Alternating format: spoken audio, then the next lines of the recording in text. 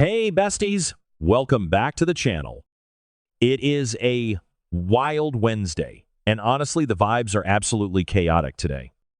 We are diving straight into the deep end of the Genoa City drama pool, and let me tell you, the water is boiling hot.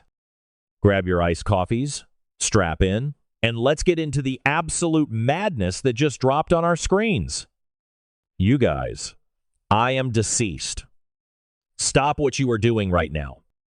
I am literally shaking. Wait, we need to talk about this now. I am literally filming this while I'm running errands, walking through the aisles of Target like a complete lunatic, because I just had to jump on here and vent. My heart is pounding out of my chest, and I am physically vibrating from the sheer audacity of what we just witnessed. I am not okay. We are not okay. This is not a drill. I was mid-skincare when this scene dropped, and I straight up smeared a charcoal mask all over my pristine white rug because I literally had to yeet my phone across the room.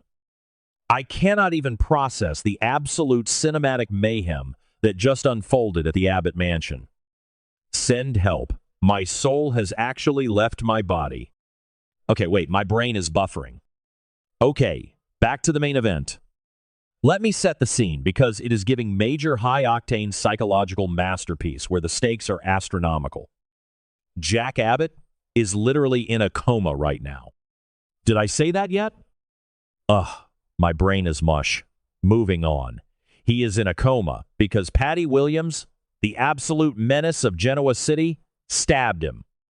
Tracy, our unproblematic queen who recently went completely feral and dragged Patty by the hair to get a confession, is holding the family together by a single thread. And just when you think the Abbotts can finally take a breath, just when you think the writers are going to give us a second of peace, boom. The front door of the Abbott mansion opens, and in walks the most insane, world-ending tea ever. Besties, we have a new character, and he is officially on my do not perceive list, but I am also totally living for the drama. His name is Leo. Who is Leo? Oh, genuinely, straight up, basically. Leo is Patty Williams' secret son. Yes, I am hyperventilating right now. Patty Williams has a secret son, and he is Jack Abbott's child. I need a paper bag. I need an oxygen tank. I am spiraling into an existential crisis over this lore. The genetics alone are terrifying. He has the icy, piercing, calculating blue eyes of Jack Abbott, but the absolutely unhinged, feral, chaotic soul of Patty Williams. It is a lethal combination. It is a genetic dumpster fire, and I am here with marshmallows. Wait, backtrack for a second. I missed a step. The way he arrived was so genuinely unhinged. He didn't just knock on the door and say, "Hey, I'm your brother." No. He showed up holding a physical, handwritten letter from Patty. And not just any letter. A letter written from the psychiatric ward years ago. I am picturing this crinkled, yellowed piece of paper, probably smelling like stale institutional soap and pure madness, covered in Patty's frantic, looping cursive. Can you imagine carrying around a psych ward letter from your mother for decades, just waiting for the perfect moment to drop the bomb? The dedication to the bit is astounding. It's honestly so unhinged. And don't even get me started on the vibes of this guy. He walks into the Abbott mansion, which, by the way, has anyone noticed that one weird lamp they have on the side table? It's like this ugly brass thing that never matches the floral arrangements. Why do billionaires have such tacky lamps? Wait, I'm glitching. Okay, back to the main tea. Leo walks past the ugly lamp, right into the living room, and he completely bypasses the emotional reveal. He doesn't cry. He doesn't ask to hold Jack's hand. Instead, he spots Kyle Abbott. Oh, Kyle. Bestie, be for real right now. Kyle is straight up the most gullible human being on the planet. Leo takes one look at Kyle and immediately launches into a masterclass of manipulation. He introduces himself as a strategic investor from London who has come to help Jabot navigate its current corporate crisis. And Kyle? Kyle just eats it up. Kyle is basically handing over the keys to the Jabot kingdom to a man he met 5 seconds ago just because the guy has a crisp suit and a British-adjacent accent. I am screaming at my screen. Kyle, this man is your half-brother, and he wants to destroy you. I am personally offended by how easy it is to trick Kyle Abbott. They are officially on my do not perceive list. I am so done with Kyle's absolute lack of business acumen. Let's dissect this tea with absolute cinematic mayhem because Leo's strategy is brilliant. He knows Jack is in a coma. He knows Jabot is vulnerable. He knows the family is distracted by Diane being missing, Ashley's daughter being kidnapped, and the overall state of emergency in Genoa City. So, he swoops in playing the corporate savior. He's talking about synergy, market shares, and global expansion, all while secretly plotting to burn the entire Abbott legacy to the ground. It is giving Succession on steroids, and I am unwell. But wait. Oh, hold on. I should have mentioned this earlier, but Tracy Abbott is the only one with working brain cells. Thank God for Tracy. While Kyle is ready to sign over Jabot to this random London investor, Tracy is standing in the corner, and you can visibly see her spidey senses tingling. She is looking at Leo, and she feels this overwhelming, suffocating sense of unease. She knows something is off. The way he stands, the way he smiles, it's too familiar. It's too Jack. But it's also too dark.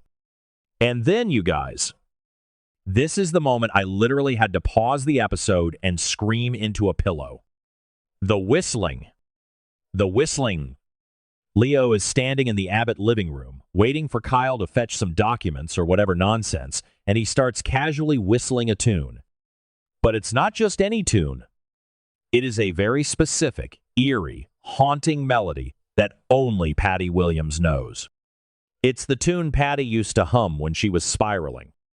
It's the tune of pure, unadulterated madness. Tracy hears this whistle, and I swear to you, the blood drained from her face. My blood drained from my face. The sheer cinematic horror of that moment. The AC unit in my apartment kicked on right at that exact second, and the hum of it mixed with the whistling on the TV, and I legit thought I was going to be murdered in my own living room. I was clutching my chest because I am literally too unwell to handle the gravity of these events. Tracy recognizes the tune. She knows. She might not know exactly who Leo is yet, but her soul recognizes the trauma of Patty Williams echoing through this stranger. Did I say that yet? My brain is mush. Moving on, Leo's ultimate motive. We need to talk about why he is doing this. This isn't just a casual corporate takeover. This is a deeply personal, generational blood feud. Leo has spent his entire life in the shadows. He is the discarded son, the secret hidden away, while Jack lived his lavish billionaire lifestyle, completely oblivious, or maybe not, to the child Patty bore. Leo has watched Jack parade Kyle around as the golden boy, the heir to Jabot, while Leo was probably raised in chaos, visiting his mother in padded cells and psychiatric facilities. Leo's vow is straight up chilling. He swore that Jack Abbott will pay for abandoning him and his mother in the dark for dozens of years. And how is he going to make him pay? By dismantling Jack's entire life's work. Jabot isn't just a company, it's Jack's heart. It's the Abbott family legacy. Leo wants to rip it apart piece by piece, starting with Kyle's naive trust. He wants Jack to wake up from that coma if he ever wakes up to find that his empire is gone, his family is shattered, and the son he never knew was the one who held the match. Let me just spiral for another second because I cannot let this go. Let's talk about the sheer psychology of Leo walking into that house. The Abbott mansion is a literal fortress of generational wealth. It's all polished mahogany, crystal chandeliers, and portraits of people who look like they judge you from beyond the grave. And into this pristine, old money bubble steps Leo, carrying the literal trauma of a woman who is driven completely insane by the very men who built this house. It's poetic justice, but it's also straight up terrifying. I am genuinely obsessed with the juxtaposition of Leo's sleek, tailored London investor suit against the absolute feral madness bubbling just under his skin. You can see it in his jawline. The way his jaw ticks when Kyle mentions Jack's legacy, it's like he's physically fighting the urge to flip the coffee table. And let's dive deeper into Kyle for a minute, because my blood pressure cannot handle his incompetence. Bestie, Kyle has been burned so many times. He's been manipulated by Victor, he's been played by Diane, he's been backstabbed by literally everyone in his tax bracket. You would think that the man would require a background check, a blood test, and a polygraph before letting a random stranger look at Jabot's financials. But no! Kyle is so desperate to prove that he can steer the ship while Jack is in a coma that he is blinding himself to the glaring red flags. Leo isn't just offering money, he's offering validation. He's looking at Kyle and saying, "Wow, you're such a visionary," and Kyle is purring like a kitten. It is genuinely embarrassing to watch. I had to watch through my fingers like it was a horror movie. Which, honestly, it basically is. Oh, hold on, I should have mentioned this earlier, but let's talk about the coma of it all.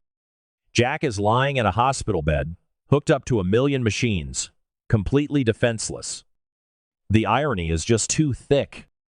Jack Abbott, the man who always has a plan, the man who always has to have the last word, is completely silenced while his past literally walks through his front door to dismantle his future.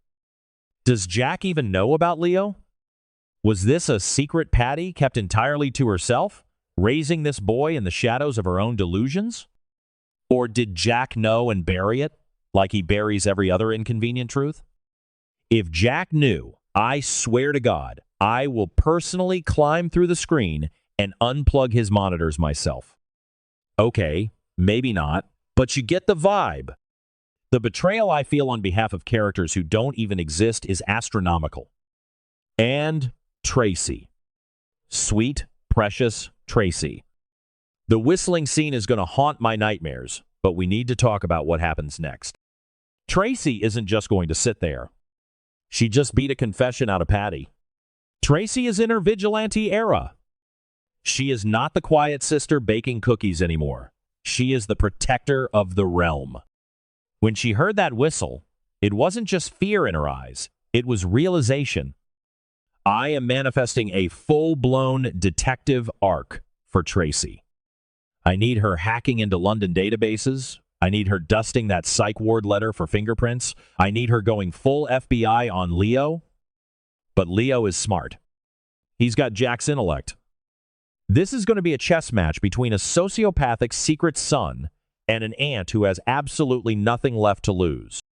Wait, I'm glitching. Okay, let me catch my breath. I am literally hyperventilating right now. Let's just picture the moment the truth comes out. Picture the boardroom at Jabot.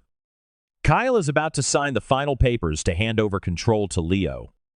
And then Leo leans in, drops the London accent, looks Kyle dead in the eye with those icy Jack Abbott peepers and says, "Thanks, little brother. I will ascend.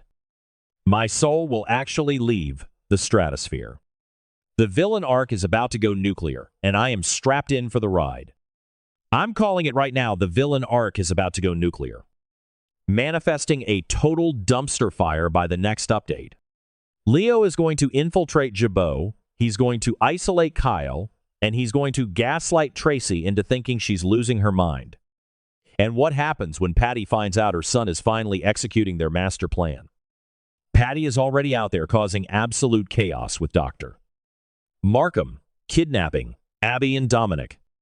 If Patty and Leo team up, Genoa City will not survive. It will literally be reduced to ashes. I am genuinely terrified for Tracy. She is the only one standing in Leo's way right now. If Leo realizes that Tracy is onto him, what is he going to do? He has Patty's crazy in his DNA. He might just snap. I am hyperventilating just thinking about it. Besties, this storyline has officially consumed my entire life. It is now my entire personality, and I am not okay. I am going to be analyzing every single frame, every single micro-expression, every single whistle for the rest of the season. We are witnessing a masterclass in soap opera villainy. The way Leo looks at Kyle with such hidden contempt, the way he smoothly lies about his London background, the way he holds that crinkled psych ward letter like it's a holy relic of revenge. It's all too much. I need a nap, but I also need the next episode right this exact second. Drop your theories in the comments, because I am spiraling and I need you guys to spiral with me. Until next time, I'll just be here, staring at my wall, trying to process the fact that Patty Williams has a secret son who is about to end Jack Abbott's whole career. Bye, besties. Send thoughts and prayers to the Abbott family.